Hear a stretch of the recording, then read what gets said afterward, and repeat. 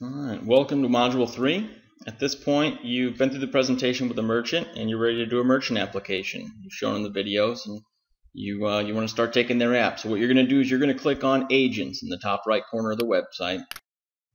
You can use the same login and password that you used to log into the training modules. So you're going to go into the Info Center.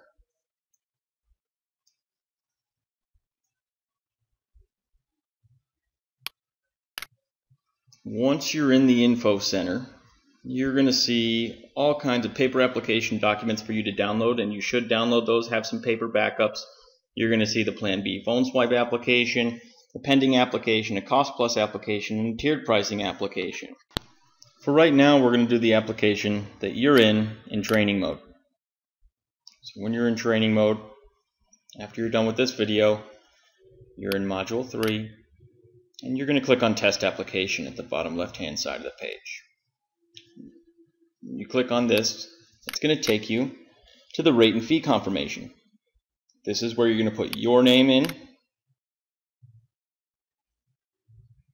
Let's just put Bob for testing. And you're going to put the name of the business. For right now, and when you guys do your applications, just put Test.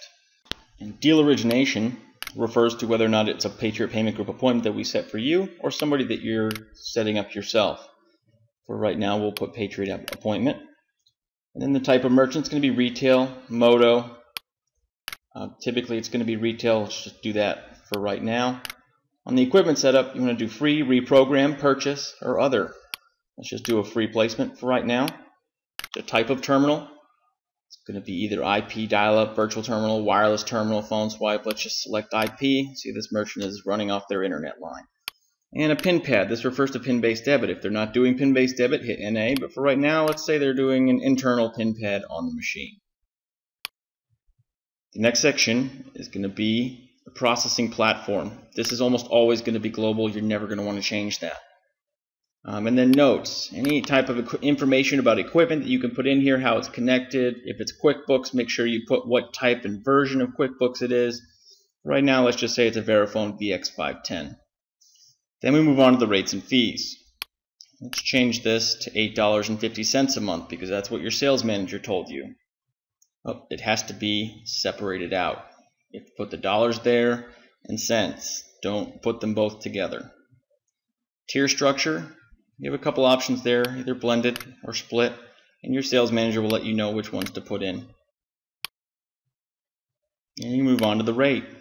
Let's say this test merchant is going to get signed up at 1.39%. And let's put their authorization fee in at 12 cents. And we'll say their PIN-based debit transaction is going to be at 20 cents. And we're going to be nice and charge them a $78.78 setup fee.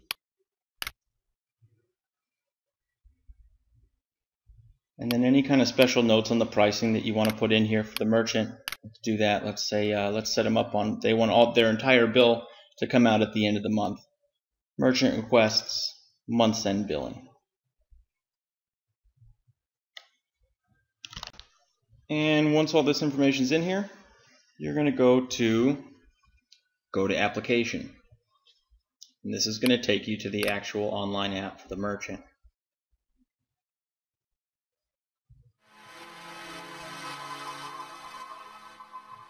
Now here, you're going to put in obviously the phone number for the merchant, but for right now I want you guys to put in your cell phone number.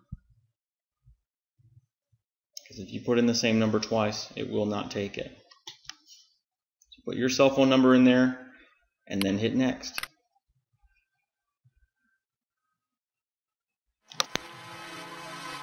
Now the first step, you're going to put in the corporate name of the business. Keep in mind, if this is a sole proprietor, you're going to want to put in the business owner's name, not the name of the business. And then DBA would be doing business as, and you're going to put that just to the right. Then on the tax ID, you're going to want to put the business's tax ID if they have one.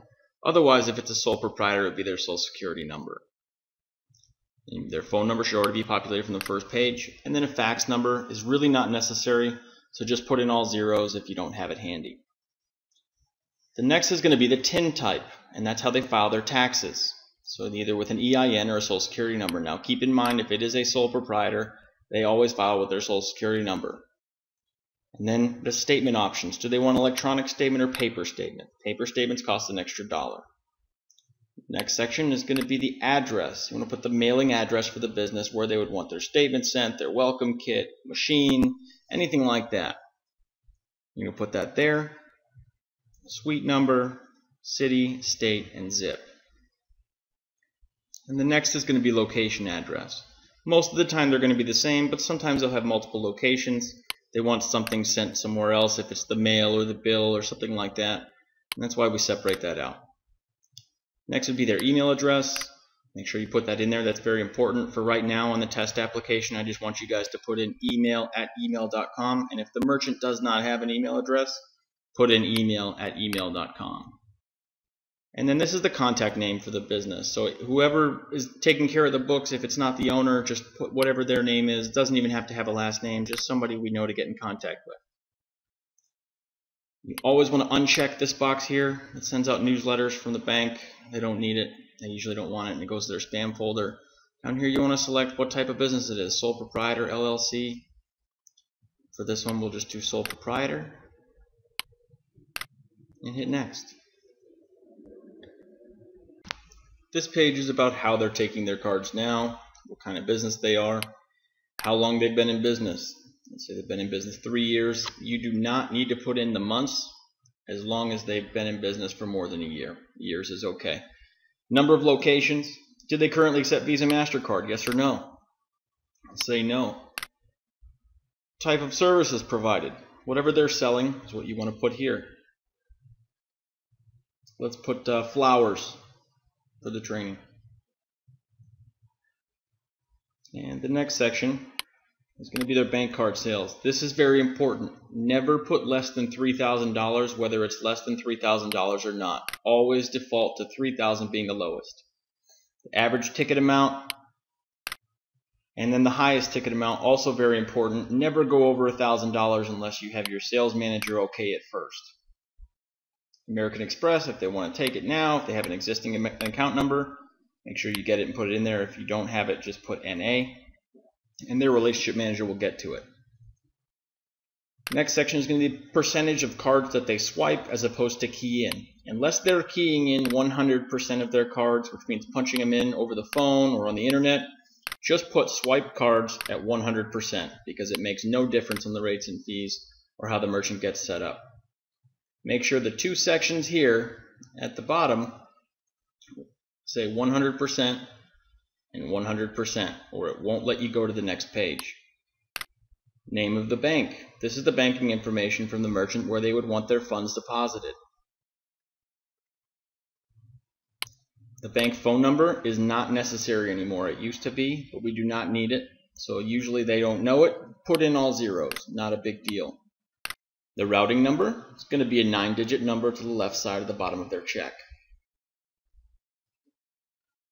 And the account number. And this is where all the funds for the merchant's credit card transactions will be deposited to. Verify that the information is correct. And we move down to the owner information. When we get to the owner information, obviously you're going to put the name of the owner. First and last name goes in this box. And then their title goes in the next box, and that's always going to be owner, unless it's an officer of a corporation, but 99% of the time you're going to put owner. You're going to put the owner's home address. The reason we do this is for the Patriot Act. We have to make sure that nobody's funding terrorism out there, so we have to do a little background check on them first. The city that they live in, put Denton for the test, Texas, and 75068. This is their social security number. So this is the social security number for whoever's doing the application.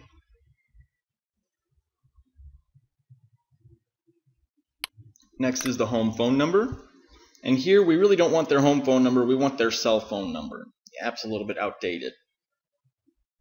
Just the best way possible for us to get a hold of them if the main number is not working. And then the percentage of ownership, this doesn't matter anymore. It used to. Just put 100%. no matter what. If they own 5% of the company, they can still sign. So just put 100% if they're any percentage owner, and that way it'll let you to the next page. Put in their date of birth and how long they've lived at that residence. Same thing here. It does not matter if it's been more than a year what the months are. If you would want to put 2 people on the application, you could do that now on the second column, but you don't have to. You're going to decide what kind of business storefront it is. If it's an office building, warehouse, select that there. And typically they're going to lease it. Just ask them if they own it or lease it. And then the comments section here, you don't need anything. You do not need their landlord information. Then click next, and it's going to take you to the next page. And the SIC code you're never going to change. Industry type's usually going to be retail, but if it's a restaurant or hotel, auto rental, make sure you notate that there. Do they currently own equipment? No. Sometimes it'll be yes, but this one we selected as free equipment. If they do own equipment, put it in there. And then yes, they do want to receive free equipment from us. And then when you click yes, it'll open a little drop down. And what do you know? There's a Verifone VX510, and you're going to hit free. And then it is added to the application. You scroll down, and this is the data storage compliance. Every answer on here is going to be NA all the way down, unless the merchant has had a data compromise, which even if the merchant has had a data compromise, they wouldn't know it. So put NA all the way down here, and then our underwriting department will find out whether or not they've been compromised or not. We've never had an issue with that. NA seems to work and answer all of underwriting's questions. So it's a little bit tedious, but just answer NA all the way down.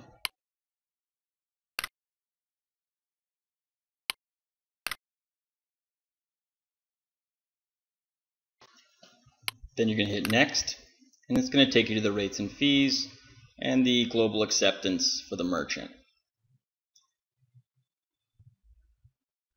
That's this page. See, it says 1.39, 12 cents. If those rates and fees do not match up, that's okay. Before the application gets submitted in, it's going to be changed to match whatever the confirmation was in the beginning of the application. You're going to want to hit click here, I agree, showing that they're getting the free terminal. And there should be 2 to 3 check marks on each one of these pages. And you just want to click in each one, make sure you got everything on the application, and that's what the merchant's going to get emailed. Then you're going to click next again. Now on this application, it's not going to take you where it normally would. Typically when you hit next, you're going to get 3 verification questions. That's for the merchant to answer, making sure they're not stealing anyone's identity. And once they answer those, you're going to hit next on that page, and it will take you to this page saying congratulations, the application's complete, and then you're finished. At corporate, we're going to take all the rates and fees from the confirmation page you did in the beginning of the application, make sure the application gets changed to match all of those, and the merchant will be emailed everything that they need to know about their merchant account, all the terms and conditions, the rates and fees that we set them up with, and we'll get it approved within a day. So if you guys have any questions at all before you start doing a test app, feel free to give us a call. Otherwise, go ahead and start your own test application. Make sure you do not put your social security number or bank account information in there. And good luck.